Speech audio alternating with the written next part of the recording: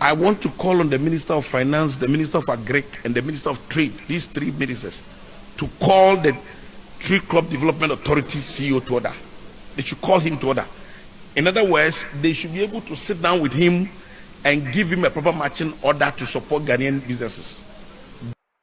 Live on Zimbo TV GH News in our studio here at Abala Junction. Let's settle for our runner stories, where the minority is urging President Mahama to consider a first ministerial reshuffle, citing concern over absent ministers on key sectors question. Minority Chief Whip Frank Anodon Prez says capable majority MPs are ready to serve should be given the chance. And these questions, this question advertised in the name of the minister in charge of public sector reforms, been on the order people for a very long time. Very, very long time. So we have to take it because we'll be rising on Friday. We have to take this question. Otherwise, it's going to be a problem. Besides, front bench, Minister for Agric just wrote to us. I was just given a copy that he cannot come. That's fine. Eric has been a very dutiful person. I won't begrudge him. But his deputy must be here. The president must be watching. The first reshuffle must happen. So that they are Honorable Van der Poel, for instance. He is waiting. He has been lacing his shoe for a very long time. The first reshuffle must happen.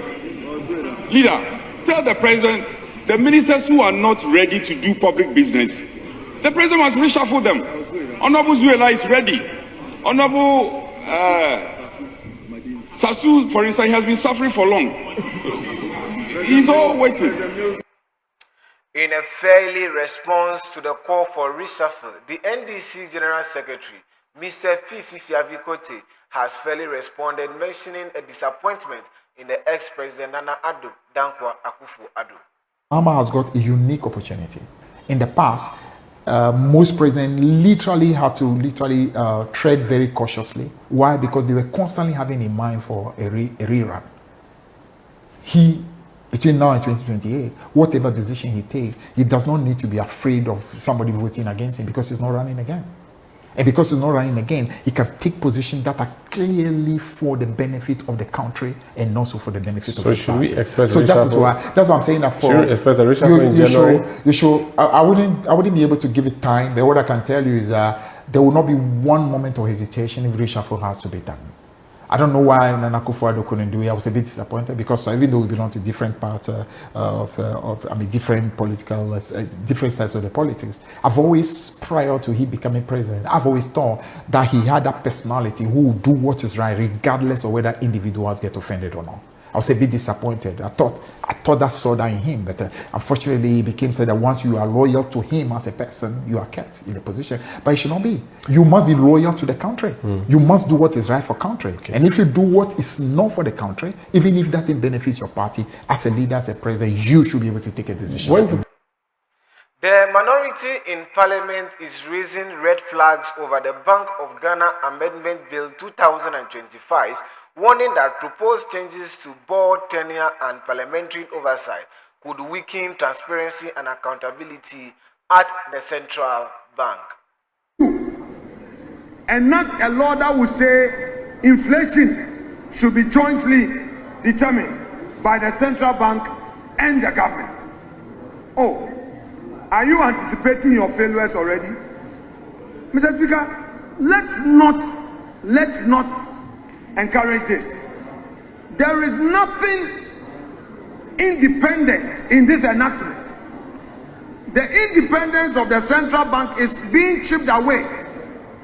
That is the least I can say. The amendment, Clause 7, amends Section 11A of Act 612 by disqualifying certain government officials, including members of parliament, from serving on the board of the bank. Why? Transparency is at stake, accountability is at stake, participation by relevant key stakeholders at stake. What exactly do they want to achieve? On the side of the majority, Finance Minister Dr. Kesel Atun defends the Bank of Ghana Amendment Bill, saying it will strengthen monetary discipline and curb excessive money printing that fuels inflation. What we are seeking to do here is one, to strengthen the provisions against monetary financing, to stop, in quote, the printing of money. That is what we are seeking to do here, so that tomorrow another government will not come and print money in excess to be able to create excessive inflation. That is what we are preventing. Anytime there's a change of government, sometimes it takes up to 12 months. Mr. Speaker, we've seen one that it took 10 months before the board of the central bank was reconstituted. Mr. Speaker, in doing so, what we are seeking to do here is that regardless of a change of government, the central bank, being the central bank of the Republic of Ghana, or the Bank of Ghana the Central Bank of the Republic of Ghana, must run until the time that the government of the day is ready to change the board. Away from Parliament, President John Dramani Mahama signals a key role for Alan Kyerematen as Ghana's prepare to assume the AU Chairmanship in 2027, endorsed by ECOWAS leader. This position to Ghana shape Africa's political and social economic future. And as you do know, we had very, very good news over the weekend from ECOWAS. All the West African presidents endorsed him as the next Africa Union chairperson in 2027.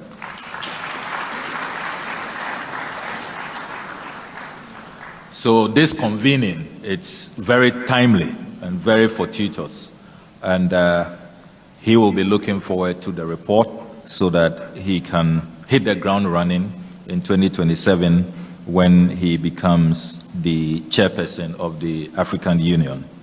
And he has asked me to tell our convener, the Honorable John Alan Kyerematen, that he will have a very special place when he becomes AU chairperson because of the work he is doing. So we are definitely going to need the expertise, the experience, and this very reputable organization the Honorable John Alan Kyerematen has put together as Ghana prepares to assume the. Let's now take you to Boku, where the Asantehene Otumfuo Osei-Tutu II said the parties in the dispute have willingly submitted themselves to the mediation process. The parties in this dispute have willingly submitted themselves to the mediation process. The Boku Naba Sigiri Abugaragu Azoka has accorded me enormous respect and personally led this delegation at all times to my palace whenever invited. My brother, the Nairi, has for very good reason, sent a delegation of his elders and sub-chiefs at all times that I have requested him to come. They all express confidence in the process and believe that we will be able to work towards an amicable outcome. I started my engagement with my brother, the Nairi, by appealing to him to magnanimously recognize the position of the law that the Kusasi should rule themselves. After careful consideration, the Nairi made some concessions but gave some conditions for my consideration. Essentially, my brother the Nairi wanted the historical acknowledgement of his ancestral ownership of the entire land that now constitutes the Boku traditional area. Still on that, Otumfuo says that chiefs in Ghana, no matter how exhausted they do, they are not above the constitutional law, urging the government to enforce the law and deal sternly with any persons challenging the lawful authority of Na Asegri Abugrago Azoka II. The final resolution of the Boku matters requires that Mr. Saidu Abagari be recalled to Nalerigu by the Nairi to be reassigned to play another traditional role at the palace of the Nairi, assisted by the state. Alternatively, he may choose to stay in Boku as an ordinary citizen of the community, but not to pose as Boku Naba. Mr. President, I recommend that my brother, the Nigeria, accepts the laws as presently constituting Sigri Abugrabu Azoka as the chief of Boku and head chief of the Kusasi traditional area. We chiefs, no matter how exalted, do not live above the Constitution of Ghana and the laws duly enacted and affirmed by the courts. Accordingly, the laws which recognizes Asigri Abugragu Azoka must be enforced by the government of the Republic of Ghana until changed in accordance with the 1992 Constitution or reviewed by the Supreme Court of Ghana. The government must enforce the laws and deal sternly with any person challenging the lawful authority of the Abugra Azoka. This is critical to the restoration and maintenance of peace in Kusasi traditional area. President John Dramani Mahama is pleased with the journey of mediation as it has been concluded, embarking on the next phase that will be reconciling the brothers and sisters from the Kusasi and Mamprusi communities. When I took over from my predecessor, Nana Addo, in the security briefing he gave me, he mentioned that he had invited Otumfo to be the sole mediator in the conflict that was raging in Boku at the time. And so shortly after I took over, I paid Otumfo a visit to confirm, the status of mediation and whether he actually had accepted to mediate. And he confirmed that he had.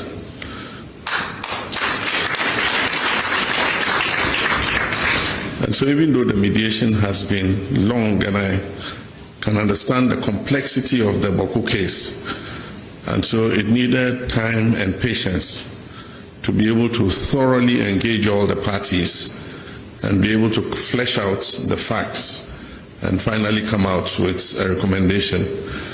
Today, I'm pleased that we have come to the end of that journey and we're embarking on the next leg of the journey. And as he himself said, this was not an arbitration. An arbitration normally will make an award on who is right and who is wrong. This was a mediation, and the next leg of the journey is to reconcile our two brothers and sisters from the Kusasi and the Mamprusi side.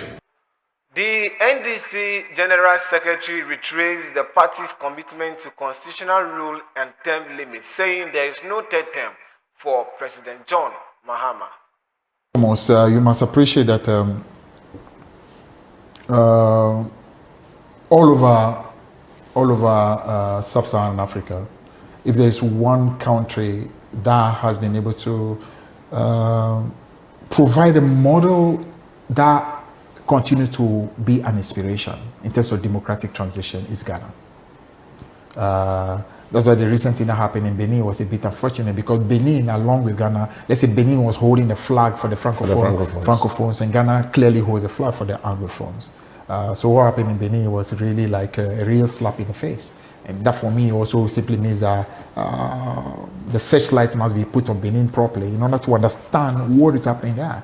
If it's true that there is some kind of attempt to use what you call political manipulations to subvert things without necessarily a coup, those things have to be looked at, because we are talking about a situation where the ordinary people must constantly feel that we are empowered enough to make that ultimate decision. And not those who are in leadership thinking they are so smart that they can literally manipulate the processes constantly to their advantage. What it simply means is simple.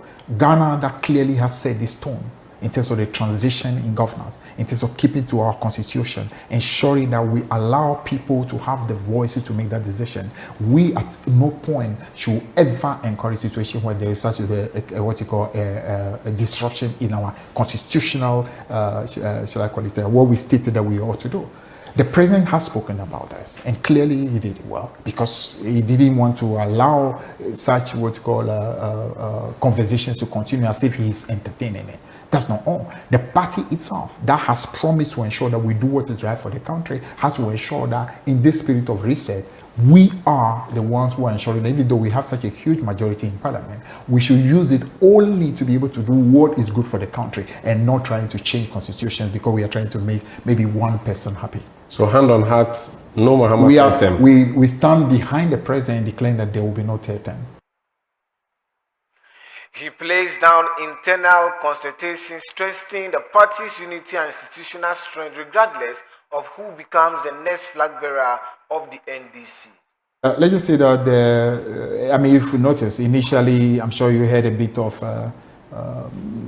things that amount to people, shall I call it gunning and gunning, but I'm sure you notice at the moment that so clearly, the message is simply anchoring for people to appreciate that, listen, there are right things to be done. The right things have to be done in the right moment. Okay. Otherwise, whatever good intention you have becomes but a Mosquito Julius contest will be bloody for the NDC, don't you think? Let's see, at the end of the day, you must always remember the party remains sovereign.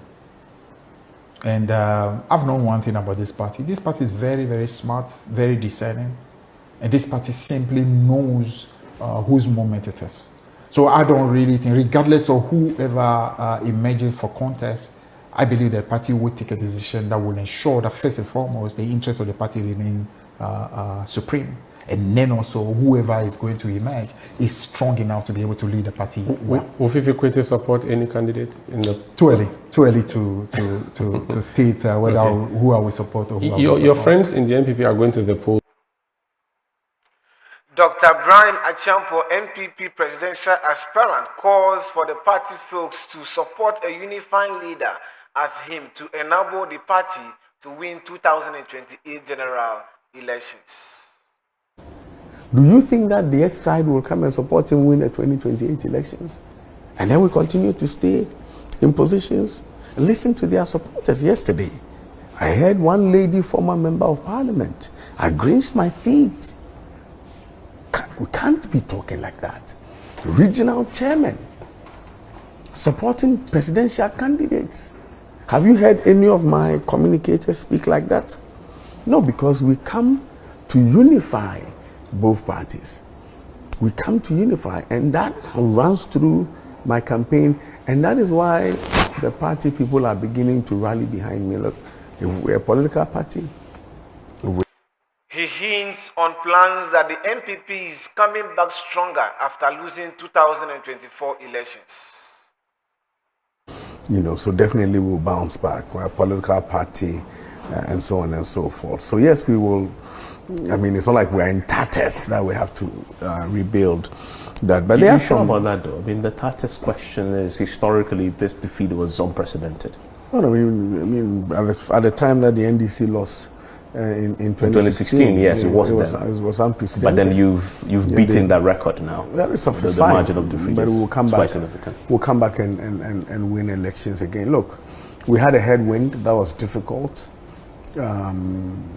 And then we had some structural problems with the party candidature and all those things. And it was a perfect storm, positive for the NDC, negative for us. The ranking member on Trade and Industry Committee, Michael Ochre-Bafi, says minority calls on agent actions on the government to stop the menace of raw rubber export. I want to call on the Minister of Finance, the Minister of Agric, and the Minister of Trade, these three ministers, to call the Tree Crop Development Authority CEO to order. They should call him to order. In other words, they should be able to sit down with him and give him a proper matching order to support Ghanaian businesses. Better than champion the cause of, like a foreigner, that you cannot even trace where they are taking the thing to. You cannot treat their business because you don't know where they are taking the thing to. That is wrong. So we're expecting the Tree Crop Development Authority to stand in for the local processors, but they have become now a thorn on the flesh of the local processors. That's not too good. The South Tongu Member of Parliament, Mr. Maxwell Kwame Lukutor, has successfully handed over 2 refurbished rooms to the Ghana National Fire Service at Sogakofe for filling a pledge he has made earlier. It's been some months past when we made a promise to come to refurbish this facility. We've gone through some months of putting things together. Even though we have not completely done what you wish would have done, we think that to allow you access to your office, we have this morning come to officially hand over the keys to you so that you can enter your new office. And then we'll continue with the rest of the things that we have to do. Thank you. To be very frank, it has been a long time that we have seen a renovation work to be done like this. So many times. I'm very proud and grateful that during my tenure of office, these things were able to be, the office were to be renovated by the Honorable MP. So we are more than grateful. We only thank God I should take him through. That ends our bulletin here at Zimbo TVGS.